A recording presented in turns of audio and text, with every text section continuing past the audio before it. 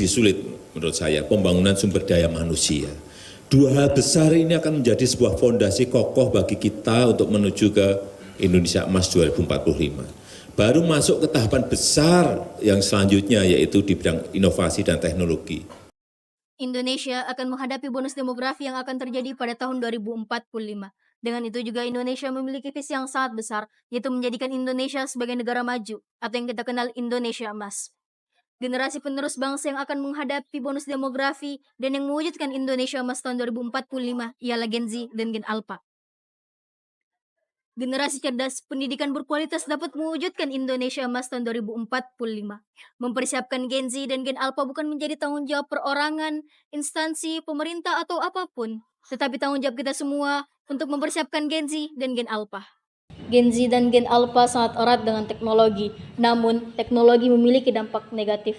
Dan terkadang Gen Z dan Gen Alpha menggunakan teknologi tanpa menghasilkan sesuatu yang bermanfaat atau sesuatu yang berdampak positif.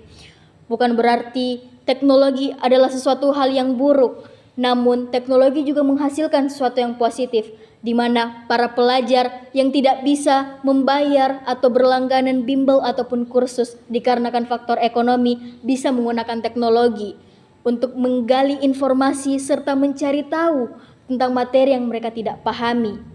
Maka dari itu, betapa pentingnya kita beradaptasi serta berinovasi dengan teknologi yang ada. Teknologi tidak akan pernah ada habisnya.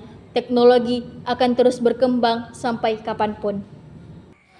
Pada pasal 31 ayat 2 Undang-Undang Dasar 1945 menyatakan bahwa setiap warga negara wajib mengikuti pendidikan dan pemerintah wajib membiayainya. Dan pada pasal 11 ayat 1 nomor 20 tahun 2003 menyatakan bahwa pemerintah dan pemerintah daerah wajib memberikan layanan dan kemudahan serta menjamin terselenggaranya pendidikan yang bermutu bagi warga negara tanpa ada unsur diskriminasi.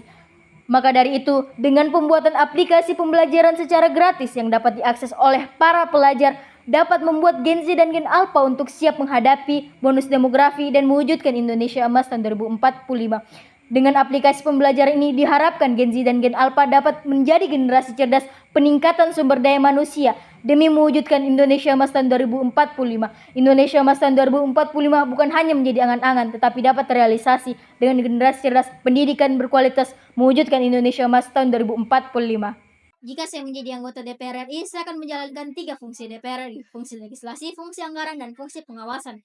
Fungsi legislasi, saya akan menentukan standar kurikulum yang akan digunakan pada pembelajaran berbasis video, dan saya akan merancang undang-undang untuk lebih terfokus pada pembelajaran berbasis teknologi. Kedua, fungsi anggaran, saya akan mengalokasikan dana APBN, anggaran, pendapat, dan belanja negara untuk pembuatan aplikasi berbasis video, latihan soal, serta rangkuman materi. Ketiga, fungsi pengawasan, saya akan mengawasi mulai dari perancangan undang-undang, pengesahan, hingga jalannya program tersebut, bagaimana program tersebut dapat diakses oleh para pelajar secara gratis, tanpa memungut biaya sepeser pun. Dengan itu, diharapkan Gen Z dan Gen Alpha dapat menjadi generasi cerdas peningkatan sumber daya manusia. Dengan generasi cerdas, pendidikan berkualitas dapat mewujudkan Indonesia Emas tahun 2045.